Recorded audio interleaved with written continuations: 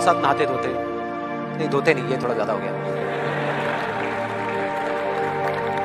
तो एक दिन वो दोनों गांव से थोड़ा दूर निकल गए और खेलते खेलते उनमें से जो बड़ा बच्चा था 10 साल वाला, वो एक कुएं में गिर गया और जोर जोर से चीखने चिल्लाने लग गया क्योंकि उसको तैरना नहीं आता था। अब जो दूसरा बच्चा था छोटा सा 6 साल का, उसने अपने आसपास में देखा और उसको कोई नजर नहीं आया, उसको कोई नहीं दिखा जिसको कि वो बुला सके हेल्प के लिए। और फिर उसकी नजर पड़ी एक बाल्टी में जिसमें एक रस्सी बनी हुई थी। उसने एक सेकंड भी वेस्ट नहीं किया, उस बाल्टी को उठा करके कुएं में फेंक दिया और अपने दोस्त को बोला कि पकड़ ले इसको। उसके दोस्त ने पकड़ा और वो अपनी पूरी ताकत लगा करके पागलों की तरह उसको खींचने लगा। खींचता रहा, अपनी पूरी जान लगा दी उसने। छोटे से बच्चे थे 6 साल के, और 10 साल के बच्चे ने उस बाल्टी को पकड़ा हुआ था। खींचता रहा और तब तक नहीं रुका जब तक उसने अपने दोस्त को बचा दिया, जब तक वो बाहर। अब यहां तक तो ठीक था, यहां तक तो ये कहानी समझ आती है। लेकिन हुआ क्या कि जैसे ही ये दो बच्चे जब दोनों एक हो गए, जब बाहर आए और आकर के गले मिल रहे, रो रहे और खुश हो रहे, एक तरफ से उनको डर भी लग रहा था। डर था कि अब गांव जाएंगे तो बहुत पिटाई होगी जब उनको बताएंगे कि ऐसे हम कुएं में गिर गए और ये सब चीजें हुई। लेकिन मजे की बात है, ऐसा कुछ भी नहीं हुआ। वो जब गांव गए और जा करके उन्होंने अपने घर वालों को बताया, बाकी गांव वालों को बताया, तो किसी ने विश्वास नहीं किया, पूरे गांव वालों ने। और वो अपनी जगह बिल्कुल ठीक थे क्योंकि उस बच्चे में इतनी ताकत भी नहीं थी कि वो एक बाल्टी पानी से भरी हुई वो उठा सके। तो इतने बड़े बच्चे को इतनी ऊपर खींचना तो बहुत दूर की बात है। लेकिन एक आदमी था उस गांव में, उसने विश्वास कर लिया। उनको सब रहीम चाचा कहते थे, उस गांव के सबसे समझदार बुजुर्गों में से एक। और सबको लगा कि यार ये कभी झूठ नहीं बोलते, अगर ये कह रहे हैं तो जरूर कोई ना कोई बात होगी, कोई ना कोई वजह होगी जिस वजह से ऐसा कह रहे हैं। और फिर सारे गांव वाले इकट्ठे होकर के उनके पास में गए और जाकर के बोले कि देखो जी, हमें तो कुछ समझ आ नहीं रहा, आप ही बता दो कि ऐसा कैसे हो सकता है। तुमको हंसी आ गई। वो बोले कि यार इसमें मैं क्या बताऊं, वो बच्चा बता तो रहा है उसने कैसे किया। बाल्टी को उठा करके कुएं में फेंका, उसके दोस्त ने बाल्टी को पकड़ा, उसने रस्सी को खींचा और अपने दोस्त को बचा लिया। तो आपको पता तो है उसने कैसे किया, बच्चा बता तो रहा है, इसमें मैं क्या बताऊं। तो सारे गांव वाले उनकी शक्ल देख रहे। फिर कुछ देर बाद वो बोले कि सवाल ये नहीं है कि वो छोटा सा बच्चा ये कैसे कर पाया, सवाल ये है कि वो ये क्यों कर पाया, कि उसके अंदर इतनी ताकत कहां से आई।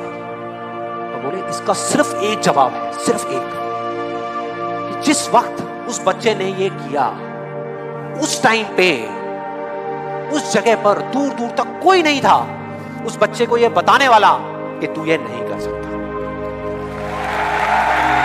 एक घोड़ों की रेस थी, अलग अलग पंचायतों से घोड़े बुलवाए गए। एक पंचायत में घोड़ा नहीं था तो पंचायत ने कहा भाई साहब अपने गांव की इज्जत का सवाल है। उन्होंने बोला क्या किया जाए कि घोड़ा नहीं है, गधे को तैयार करो। अब उन्होंने पूरे गांव ने ढूंढा, गधों में हड़कंप मच गया और मरवा दिया, रे घोड़ों में भेजेंगे। गधों में हड़कंप मच गया, लेकिन फिर भी जो हृष्ट पुष्ट था ना गधा, थोड़ा सा घोड़े जैसा लगने वाला, उसको लिया, उसको लेके कि भाई तू कर सकता, वो कहता मरवाओगे, रो मत भेजो। नहीं तू कर सकता है। उसको पूरे 2 दिन का आरटीपी दे के बोला तू कर सकता है। अब इतने पंप भरते हैं तो कुछ तो फर्क पड़ता है कि नहीं पड़ता है। गधे ने बोला मैं जाएगा,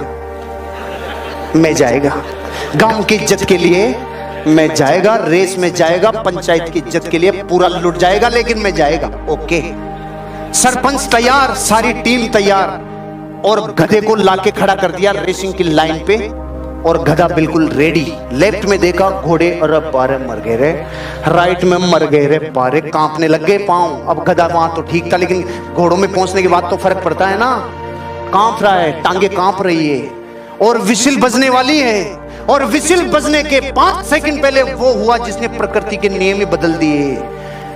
विसिल बजने के 5 सेकंड पहले गांव के सरपंच ने गधे की पूंछ उठा के आधा किलो मिर्ची डाल दी। और आप कह रहे हो कि रेस का रिजल्ट क्या हुआ? अरे रिजल्ट 6 महीने तक गधा रुका ही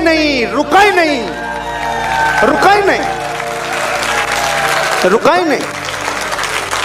5-6 रेस और हो गई 6 महीने में, वो रुका ही नहीं। क्यों? जिसके आग लग रही होती है ना, आग, वो नहीं रुक सकता। एक गधा भी घोड़ों को हरा सकता है जब डिजायर अपनी तड़प पे होती है। इस कहानी का मैसेज ये है। इसी कहानी, एक बार एक लड़का अपने गांव से शहर गया इंटरव्यू देने के लिए। जॉब के लिए उसने अप्लाई किया था। बहुत दिनों के बाद उसका इंटरव्यू के लिए नंबर आया। इंटरव्यू में जब उसका नंबर आया, फाइनली बहुत लंबी लिस्ट थी। अंदर पहुंचा तो जो बंदा इंटरव्यू ले रहा था उसने एक के बाद एक सवाल करना शुरू किया। उसने पूछा कि आपका नाम क्या है, कहाँ से आए हो, किस पोस्ट के लिए अप्लाई किया था। बहुत सारी बातें चल रही थी। फिर उसने पूछा कि क्या आपने स्कॉलरशिप के लिए कभी अप्लाई किया था। तो लड़के ने कहा कि नहीं। बोले आप क्या करते हो। तो उसने बताया कि अभी तो मैं बेरोजगार हूँ। बोले आपके पापा क्या करते हैं। तो उसने बताया कि मेरे पापा फार्मर हैं, किसान हैं, खेती करते हैं। तो जो इंटरव्यूअर था उसने पूछा कि क्या आपने कभी अपने पापा की हेल्प की है फार्मिंग में। तो उसने कहा नहीं, मैं कभी भी खेत में नहीं गया क्योंकि पापा को पसंद नहीं है। पापा चाहते हैं कि मैं उनकी तरह किसान ना बनूं, बल्कि वो चाहते हैं कि मैं अच्छी नौकरी करूं।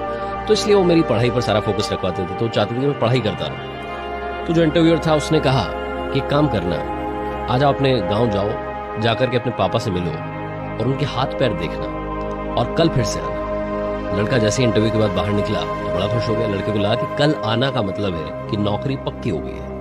वो शहर से मिठाई लेकर के घर पहुंचा। गांव में जाकर के पिताजी को बताया कि पापा नौकरी लग गई है। उन्होंने कहा कि कल आना। तो कल आने का मतलब तो ये होता है कि जॉब लग गई है। तो गांव में मिठाई बंटने लगी। पिताजी को बांटी, माताजी को बांटी। घर में सब कुछ खुशी का माहौल चल रहा था। लड़के को बात याद आ गई जो इंटरव्यूअर ने कहा था कि अपने पापा के हाथ पैर देखना। तो उसने पापा से कहा कि पापा अपने हाथ दिखाओ, हथेलियां आपकी मेरे को देखनी है। तो जिद करने लगा। तो पहले तो पापा ने छुपा लिया क्योंकि उनको मालूम था कि उनके हाथ पैरों की क्या हालत थी। लेकिन फिर भी बच्चे ने जिद की तो उन्होंने अपने हाथ आगे कर दिया। लड़के ने देखा तो उसके पापा के हाथ बहुत ज्यादा सख्त थे। जगह जगह से हथेलियां फटी हुई थी, पैर फटे हुए थे, हाथ पैरों की हालत बहुत खराब थी। खेत में काम कर करके वो बूढ़े हो चले थे। पिता के हाथ पैरों की हालत देख करके उस लड़के की आंखों में आंसू आए और पापा के पास बैठ गया। उसने बोला कि पापा बस आज मैं आपसे बात करना चाहता हूँ। आज आपकी और मेरी बात होगी। आप मुझे बताओ, खेती के बारे में बताओ, खेत के बारे में बताओ, क्या क्या हम बोते हैं। बहुत सारी बातें वो करने लगा क्योंकि बच्चा थोड़ा डिस्कनेक्ट हो गया था। वो फैमिली से दूर चला गया था पढ़ने के लिए और उसके बाद उसके लिए फैमिली बस एक आने जाने के एक मीडियम बन गई थी। उस दिन उसने बहुत सारी बात की। रात कब बीती मालूम नहीं चला। अगले दिन वो फिर से शहर गया इंटरव्यू देने के लिए। फिर से वहीं पहुंचा तो जो इंटरव्यूअर था फिर उसने पूछा कि आपने अपने पापा के हाथ पैर देखे। तो लड़के ने कहा हाँ देखे और मुझे बहुत रोना आया। तो उन्होंने बोला कि ऐसा क्या हुआ, क्या क्या आपने फील किया कल, मुझे सारी फीलिंग्स बताओ। तो लड़का बताने लगा कि मैंने अपने पापा के हाथ पैर देखे। उसके बाद मुझे लगा कि शायद मैं उनसे डिस्कनेक्ट हो गया था। मैं अपने पापा से बात नहीं करता था। खेती के बारे में मुझे मालूम ही नहीं था। मुझे मालूम नहीं था कि मेरे पापा कितना काम कर रहे हैं, कितनी मेहनत कर रहे हैं धूप में। तब जाकर के मेरे लिए पैसा आ रहा है, तब जाकर के मेरी EMI भरी जा रही है, तब जाकर के मेरे लिए फीस का पैसा इकट्ठा हो रहा है, रहने का पैसा इकट्ठा हो रहा है। मुझे कल रिश्तों की अहमियत समझ में आई। मुझे कल समझ में आया कि निस्वार्थ कैसे कोई दूसरे के लिए जी सकता है। ये बात जैसे उसने बोली, इंटरव्यूअर ने कहा कि अब आप सिलेक्ट हो गए हो क्योंकि यही सारी क्वालिटीज मुझे अपने मैनेजर में चाहिए थी। ये छोटी सी कहानी बहुत बड़ी बात सिखाती है। जिंदगी में हमारे सबके पास में एक बहुत बड़ा सीक्रेट है, बहुत बड़ा खजाना है जिसका नाम है पेरेंट्स। मेंढक चल रहे होते हैं, 2 फ्रॉग चल रहे होते हैं। 2 फ्रॉग्स चल रहे हैं तो अचानक आगे एक खाई आती है, एक में वो गिर जाते हैं। 2 फ्रॉग्स चल रहे हैं, अचानक एक खाई में वो गिर गए। दोनों फ्रॉग गिरे तो वो कोशिश कर रहे हैं बाहर निकलने की, जंप करने की कोशिश कर रहे हैं। पत्थरों के साथ, मिट्टी के साथ रगड़ रहे हैं, कहीं खून निकल रहा है लेकिन कोशिश कर रहे हैं। ऊपर से 5-6 फ्रॉग, 5-6 मेंढक और आ जाते हैं जो उनको सलाह देनी शुरू कर देते हैं, जो हमारे साथ भी होता है। 5-6 मेंढक और आ जाते हैं, उनको सलाह देनी शुरू कर देते हैं। कहते हैं ये खाई बहुत गहरी है, तो इससे बाहर निकल नहीं पाओगे, कोई फायदा नहीं है। इतनी गंदी, इतनी तपस्या भरी, इतनी दर्द भरी मौत का, इतनी दुख भरी मौत का कोई फायदा नहीं है। आराम से शांति की मौत बन जाओ। एक फ्रॉग उसी वक्त शांत हो जाता है।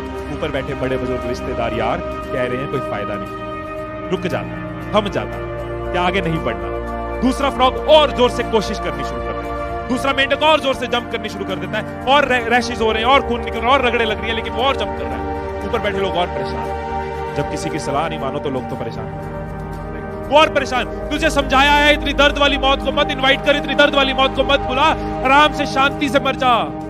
वो मेंढक और ज्यादा जंप करनी शुरू कर देता है, और ज्यादा उछलना शुरू कर देता है, और ज्यादा जोर लगाता है और खून निकल रहा है, लेकिन और ज्यादा कोशिश कर रहा है। ऊपर बैठे मेंढक और परेशान, वो चिल्लाते हैं तुझे समझाया है, उसको देख, वो शांति से अपनी शांति की मौत मर रहा है, तू इतनी दर्दनाक मौत मर रहा है, तू भी शांति से मौत मर, तुझे समझ नहीं आती, रुक जा, थम जा, बस कर। वो मेंढक और ज्यादा जंप करता है और उछलता है और कूदता है, खून बह रहा है, बहने दो, लेकिन और जंप करता है और जंप करते करते बाहर आ जाता है। वो मेंढक बाहर आ गया, दूसरा मेंढक नीचे रह गया। अब सबको परेशानी, इसने हमारी एडवाइस क्यों नहीं मानी, इसने हमारी सलाह क्यों नहीं मानी, ये हमारे हिसाब से क्यों नहीं चला। उसके पास जाते हैं जानने के लिए कि ऐसा क्या था उसके माइंड में। उससे बात करने की कोशिश करते हैं, जब बात करते तो पता चलता है कि जो मेंढक जंप करके बाहर आया वो मेंढक बहरा था, वो सुन नहीं सकता था। जब मेंढक उसको डिस्करेज कर रहे थे, जोर जोर से चिल्ला रहे थे कि तू नहीं कर सकता, तेरे बस की नहीं है, उसको लग रहा था इनकरेज कर रहे हैं, हौसला दे रहे हैं, वो और जोर से जंप करता था। वो और मना करते थे, मत कर मत कर, उसको लगता था बोल रहे हैं कर पाएगा, और वो और ज्यादा जंप करता। जब आसपास की नेगेटिविटी तंग करे तो ऐसे लोगों के आगे बहरा होना ही अच्छा है। हर अचीवर, हर सक्सेसफुल, किसी भी परफॉर्मर को देखो, जितना वो बहरा हुआ नेगेटिविटी के आगे, उतना वो ग्रो किया। राइट? ये चीज हमारे साथ भी होती है। नेगेटिविटी आसपास आएगी, आपको रोकेगी, हालात रोकेंगे, टोकेंगे, लोग डराएंगे, धमकाएंगे, सिचुएशंस इरिटेट करेंगी, फ्रस्ट्रेट करेंगी, कदम बार बार डगमगाएंगे, लेकिन हमें चलते रहना होगा, हमें बढ़ते रहना होगा। People will rate you, people will hate you, people will shake you, people will break you, but it is you who is going to make you, it is you who is going to make you.